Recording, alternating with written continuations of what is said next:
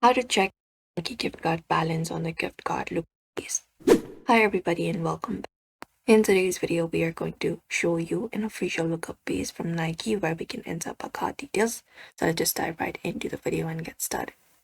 So we can head over to the site directly and we'll be finding this site right here.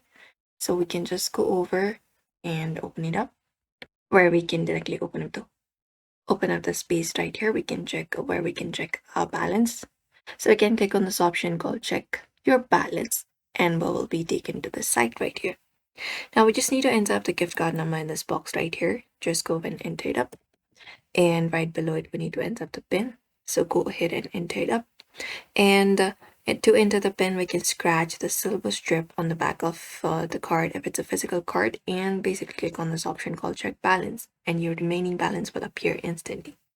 Usually the gift card number is on the back of the card or in the email for digital cards and under the scratch panel on the back of the physical cards or in the email of the gift cards we can find it.